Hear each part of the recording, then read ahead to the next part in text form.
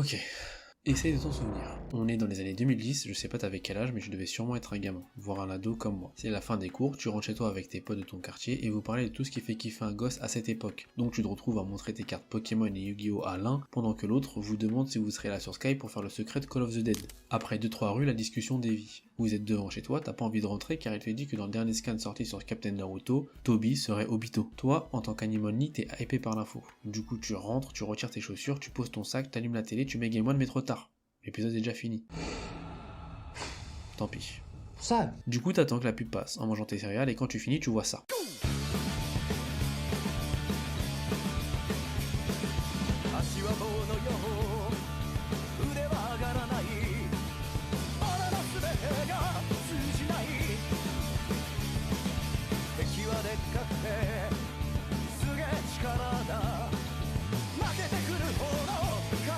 Et ce jour-là t'as marqué à vie, car tu t'es fait tous les épisodes, t'en as parlé à tous tes potes pour qu'ils s'y mettent eux aussi, et vu que tous les excellents mangas de sport ont cette chose en commun de rendre le sport en question si exaltant et viscéral, tu te retrouves à en faire dans le club de ta ville.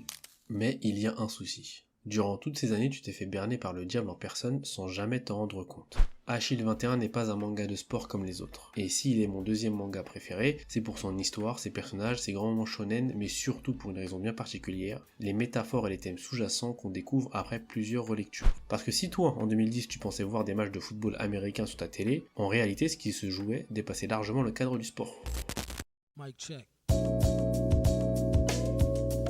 Ok, j'avoue que le sujet de la vidéo est un petit peu un truc de crackhead, mais personnellement, moi je suis à jeun. Le mec a trouvé le mélange de la banane et le chocolat et il était à jeun. Et pour que tu comprennes bien là où je veux en venir, va falloir que je contextualise. Le football américain, c'est le sport qui sert de matière à Achille 21.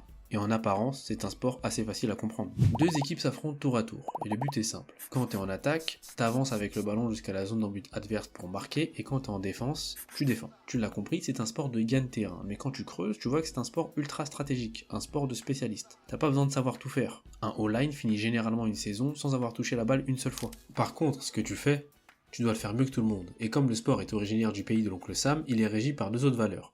La violence et la victoire à n'importe quel prix. Et quand les deux génies japonais Riichiro Inagaki et Yusuke Murata, respectivement scénaristes et dessinateurs d'Achille, ont commencé à réaliser le manga, ils ont très bien compris les trois piliers du foot. C'est omniprésent dans le manga, que ce soit à travers Hiruma le manipulateur, le stratège absolu, ou encore à travers cette idée que la victoire est obligatoire, parce que pour certains joueurs, c'est leur dernière année de lycée. Mais Inagaki et Murata ne se sont pas arrêtés là, ils sont allés encore plus loin. En octobre 1963, dans le LA Times, Dofi Dogerchi, un coach légendaire de foot à l'université d'État du Michigan, déclare ceci. Le football n'est pas un sport de contact, c'est un sport de collision. Par cette phrase, il voulait appuyer sur la violence des chocs entre les joueurs. Inagaki, lui, a assimilé cette idée pour son manga et l'a poussé plus loin. Dans un panel du manga, à travers le personnage de Gao caractérisé par sa puissance tel un dinosaure et sa violence, il affirme que le football américain est un sport de combat. Et là où Dogerchi parlait de collision, Inagaki, lui, rend hommage en parlant de combat. Cette idée est aussi renforcée par la couverture du tome 26 intitulé Match martial, un jeu de mots évident avec les arts martiaux. Parce que dans le fond, un sport de combat c'est quoi? C'est un affrontement intentionnel et direct entre deux personnes, ce que font déjà les joueurs de foot US. On peut prendre pour exemple les cornerbacks versus les receveurs ou bien les linebackers versus les running backs, mais ils le font sur une plus grande échelle. Et cet aspect-là, on peut le retrouver aussi autre part dans une chose malheureusement totalement différente du sport, la guerre. Inagaki et Murata mettent alors en scène le terrain comme un champ de bataille. Les joueurs deviennent des soldats, des gladiateurs dans une arène s'exprimant à travers un champ lexical guerrier, des métaphores militaires ou encore des affiches versus dignes du dernier Street Fighter. Dès lors, le manga n'est plus à propos du football, c'est une guerre symbolique. Le problème, c'est qu'une guerre ne se fait jamais seule. Donc, qui sont les protagonistes de cette guerre?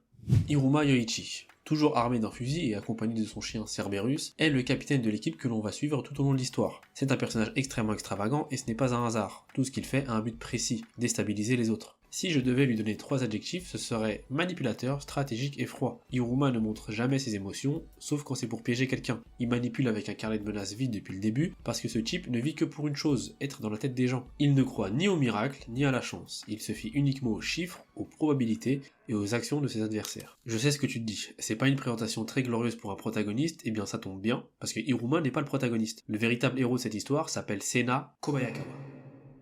Lui, il est différent. Frêle et naïf, il préfère éviter les conflits, et ce sera donc pour ça que durant toute sa scolarité, il deviendra le larbin des racailles de son école. Mais ce rôle va lui forger une capacité surhumaine, sa vitesse. C'est précisément à cause ou grâce à ça qu'il va se faire embrigader par Iruma pour jouer dans l'équipe des Devil Bats de Daemon. Mais si tu penses que cette équipe représente le premier camp de la guerre, c'est pas tout à fait ça, parce que la manière dont j'ai décrit Iruma correspond en réalité à quelqu'un d'autre. À quelqu'un qui a arrêté de croire, à quelqu'un qui aime manipuler les autres et faire douter les gens de leurs convictions. Car oui, tu l'as deviné, si Senna est un Devil Bats, alors Iruma est le Devil himself, celui qui a façonné une armée de démons afin d'atteindre la consécration ultime, le Christmas Ball. Pour parvenir à ce Christmas Ball, plusieurs équipes importantes vont faire barrage à Senna et ses compagnons pour eux aussi remporter le trophée national. Ces équipes se comptent au nombre de 8. Il y a les Seibu Wild Gunmen, les Hojo White Knights, Akushu Dinosaurs, Shinryuji Naga, Bando Spiders, Taiyo Sphinx, Kyoshin Poseidon, et les boss finales du manga, Teikoku Alexanders. Parmi leurs adversaires, certaines équipes ne sont pas de véritables antagonistes au fond, elles agissent plutôt comme un reflet des Devil Bats. Seibu est considéré comme la meilleure attaque du Japon, exactement comme Daemon. Akushu, eux, représentent des outsiders au même titre que Daemon. Quant aux Bando Spiders, ils reflètent surtout les lacunes de l'équipe. Ni Daemon ni Bando ne sont des équipes complètes. Daemon a énormément de difficultés en défense et Bando n'est qu'une équipe spécialisée dans les kicks. Mais justement, ces deux équipes montrent la même chose. Une faiblesse peut devenir une force à partir du moment où tu perfectionnes ce que tu sais faire de mieux. A l'inverse, les autres représentent une opposition totale. On peut notamment citer Hojo, les rivaux directs de Daemon, dont la devise est claire, encaisser 0 points pour en marquer 1. Une philosophie radicalement opposée à celle de Daemon, encaisser 99 points pour en marquer 100. Et lorsqu'on retire la liste des reflets de Daemon, on aperçoit tout de suite le deuxième camp de cette bataille, ceux que je surnomme les dieux du stade. Taiyo Sphinx est lié à la mythologie égyptienne, leur nom renvoie évidemment au Sphinx, créature emblématique de cet imaginaire. Mais cette référence ne s'arrête pas qu'au nom. Toute la dynamique de l'équipe repose sur cette symbolique. Le quarterback est présenté comme un pharaon, et la ligne, souvent mise en scène comme des pyramides, a pour seul rôle de le protéger. Les Kyoshin Poseidon, ils font référence directe à Poséidon, le père de Percy Jackson. Quant aux Hojo White Knights, ils représentent l'imaginaire des croisades saintes du Moyen-Âge. Les joueurs sont mis en scène comme des chevaliers vivant et s'entraînant dans des châteaux illuminés par la grâce divine. Les Shinryuji Naga, eux, sont surnommés les dieux car ils ont remporté 9 fois d'affilée le tournoi régional. C'est une école non mixte où les élèves suivent une discipline inspirée du bouddhisme. Au-delà de leur apparence proche de celle des moines, leur nom d'équipe signifie littéralement le temple du dieu dragon Naga. Shin signifie dieu, Ryu le dragon, Ji le temple, et Naga désigne une créature mythologique serpentiforme issue de la mythologie hindouiste. Enfin, les Teikoku Alexanders sont eux aussi considérés comme des dieux, ou bien des gladiateurs. Ils sont invaincus au tournoi national et s'inscrivent pleinement dans une mythologie héroïque. Leur école est mise en scène comme un colisée évoquant des figures légendaires comme Hercule ou Achille, mais aussi des figures bien réelles comme la statue de Walter Camp, considéré comme le pire du football américain. Leur running back Yamato Takeru est présenté comme quelqu'un qui s'amuse à prédire des événements qui finissent toujours par se réaliser. Et des prédictions qui se réalisent systématiquement, ça s'appelle des prophéties. Son nom n'est d'ailleurs pas choisi au hasard, Yamato Takeru est le reflet direct de la légende japonaise du même nom. Un prince et héros mythique connu pour avoir soumis les rebelles pour posséder l'un des 3 trésors sacrés du Japon, l'épée Kusanagi no Tsurugi. Il est souvent considéré comme l'une des fondations mythiques du Japon. Autrement dit, nos héroïques démons de Daemon affrontent dans une guerre des dieux prêts à tout pour garder leur statut divin. Mais au-delà d'une simple guerre, le récit conduit aussi à notre véritable protagoniste à atteindre le même statut que le camp ennemi. Sena Kobayakawa, issu d'un club qui partait d'en bas, d'une équipe qui n'avait rien, gravit peu à peu les échelons. Après avoir remporté le trophée le plus emblématique du Japon, il ne s'arrête pas là. Il poursuit sa route jusqu'à l'université Enma, où il rejoint les Enma Fires. Et encore une fois, ce nom n'est pas choisi au hasard. Sena, qui n'était au départ qu'un petit démon sous les ordres d'Iruma, accède à un autre statut, celui d'Enma, la divinité japonaise connue comme le roi des enfers. Alors la prochaine fois que tu ouvres un bouquin, ne te fie jamais à la couverture, car tu sais ce qu'on dit, la plus grande ruse du diable, c'est de faire croire qu'il n'a jamais existé.